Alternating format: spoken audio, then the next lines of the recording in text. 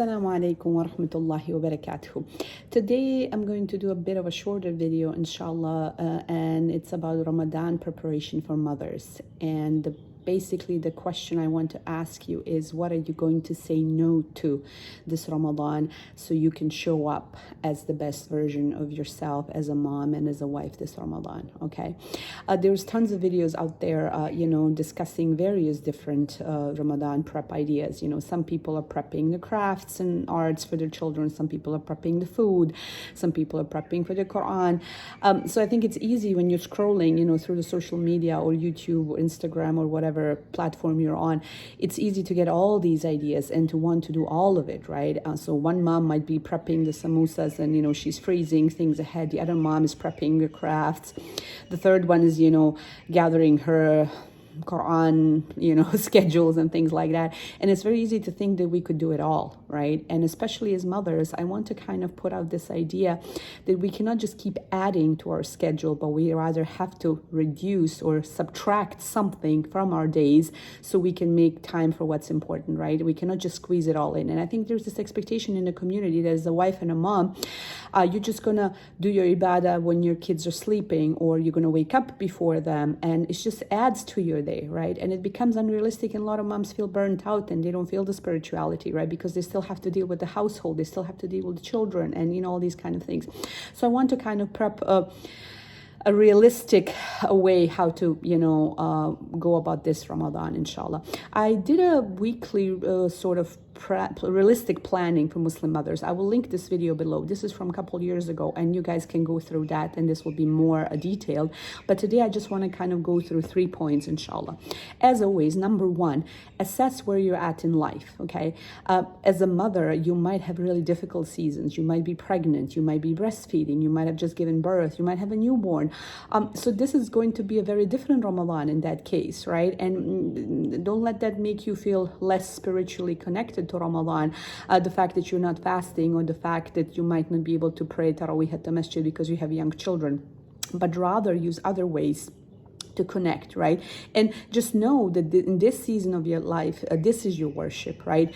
This is your way to get closer to Allah subhanahu wa ta'ala. And so I see a lot of mothers pushing themselves unnecessarily because they're following lists and tips online that are made by men or, by sisters who are in a different phase of life than they are. So as a young mom, if you're waking up a lot of times during the night to feed a baby, maybe making adhkar is all you can do. Maybe you cannot pray long qiyam like you might be able to do in a different stage of your life. So be kind and gentle to yourself. You want to perform the best way possible this Ramadan, inshallah. But you also have to keep in account that your season in life are changing. So the baby is the lesson if you're having a baby in this season. If you have a toddler, if you have multiple children, my Ramadans used to look very different when I had 5 kids under the age of 12, and they were all at home and they were quite young, and some of them were not fasting. And now I'm entering into this Ramadan where all my children are able to fast, where all my children are praying, right? So it's a different kind of season. And so I don't want you to stress out because you cannot keep up somebody else's schedule and that you're pushing yourself unnecessarily. So if you're pregnant or breastfeeding, you have the allowance of not having to fast, okay? And this is something important to take care of. I see a lot of women pushing themselves to to stop breastfeeding, or, pushing themselves to the point of exhaustion when they're pregnant, just in order to be able to fast. You have the allowance of not having to fast because this is, something that Allah knows is difficult. It's a difficult season in life for you. So again, I'm not here to discuss Islamic rulings. You can find that somewhere else, but I just wanted to throw that out there. Be mindful of the season of life you are in right now. And it won't last forever. You won't always have these young children. There was years and years where I did not go to the masjid. There was years and years where, I would fast one day on and one day off. And there was years when I would be breastfeeding and where I was pregnant. And of course, this is a season in life. And alhamdulillah for that, right? And so again, also taking your children to the masjid, Ramadan is a special time. I always suggest starting with a prayer that's not in Ramadan, taking your children for Maghrib Salah, taking your children, getting them used to the masjid during other times, because Ramadan is a very busy time, and unless your masjid and your community has an accommodation for women and children, it becomes quite difficult to bring young toddlers who are not able to regulate themselves, and the mother is busy in salah. And so as much as I advocate for women and children being included as part of the Muslim community, you have to also be mindful of other people. There are maybe some elder ladies in the masjid who did not go to the masjid for years themselves because they had young children, and now it's their time, and now there's somebody else's toddler banging them with a toy on their head while they're in sujood, right? So be mindful of others, and this is just a season in life, so you don't have to push yourself in ways that are not appropriate for the role you're currently playing, right? And so again, I'm speaking here to mothers that might be pregnant, breastfeeding, having young toddlers, young children. Assess really, number one, what is the time in your life that you're at in right now, and create realistic expectations, okay? Even if it's Quran reading, maybe your toddlers are, ripping your pages or these kind of things. So you can look for more details that in the Ramadan video that I did a couple years ago. Number two is not to just keep adding things, and we are encouraging Ramadan to perform the best. So again, I encourage you to add, but you also have to subtract. You have to also delete things off your schedule to make time for what's important, okay? So again, a lot of mothers are sort of expected to operate in the background of the household. Oh, suhoor, she will just get up an hour earlier, right? She will just do it all on her own. Or salah, pray tarawih after the kids are in bed, after you've cleaned the house from iftar, after you've done all this. This is amazing advice, right? It seems like just add more, right? Create more. But it's a recipe for disaster. It's a recipe for burnout, because you still have to be up during the day with the children. You still have to do all these other things.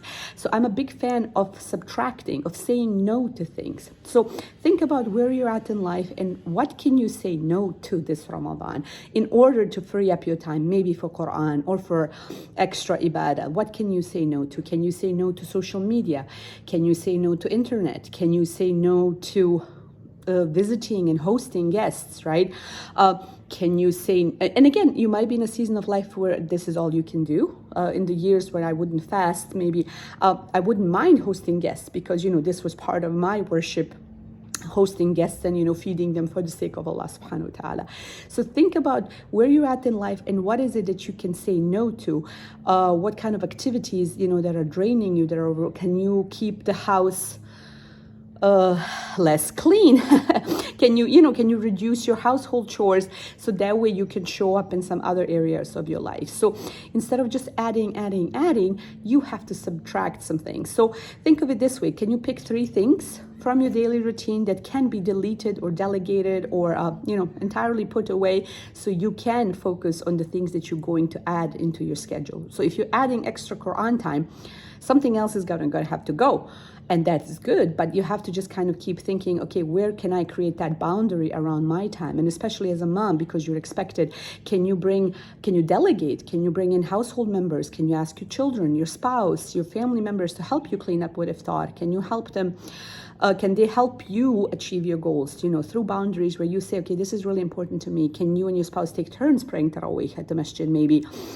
So he can watch the children while you pray maybe one night in the week. How can you, set this kind of expectation that you also do something that's beneficial for you? So don't just add, but subtract. And number 3, I think this is a very simple goal, but I think it's important to just be kind to each other in Ramadan.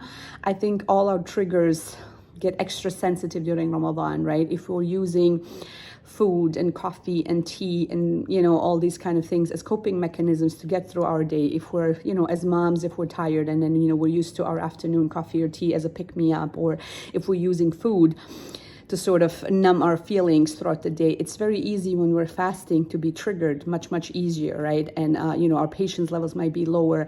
And so if we're pushing ourselves in all these extra ibadahs, if we're pushing ourselves, with the Quran and the Taraweeh and the prayer and all these kind of things, but at the same time, we're yelling at our children, we are disciplining them too much, we are creating this toxic atmosphere in our household while we're supposedly worshiping, but meanwhile we're treating people around us in a very bad manner. This is something that mothers need to be mindful of. And again, I totally understand that mothers lose it in Ramadan because it's just too much on their plate. It's too much. I've been there, done that, right? And so something has to go, so you can prioritize being kind to your children, so you can prioritize showing what a proper Muslima is like, rather than just claiming, in our words. And so a big thing is as well that we take our children's worship as a sort of a badge, or sort of a worthiness of ourselves, right? So if our kids are practicing, we take it as like, okay, yeah, I've done a good job. What are you doing? So we're trying to squeeze out the most productivity out of our children. We're turning off their internet. We're telling them to pray. We're yelling at them to read Qur'an. We're trying to enforce this atmosphere, of religiosity. But meanwhile, in our own manners, we're falling short. So prioritize your own worship in the sense that you show up and you do the things you say you should be doing. And so be kind to others, be kind to your spouse, be kind to your children. And if you feel like you're not doing it, most likely your self-care and your boundaries are not on point. And that's something that needs to be considered during Ramadan as well. So I hope this helps, inshallah. This is just a shorter video just to get this out, because this has been on my mind as I'm talking to moms about the Ramadan preparation, as I'm seeing things online. Those are all amazing things, but just keep in mind kindness, subtract instead of add, and be realistic where you're at in life at this moment. All right, I hope this helps, inshallah, and I'll see you soon. Assalamu alaikum wa rahmatullahi wa barakatuh.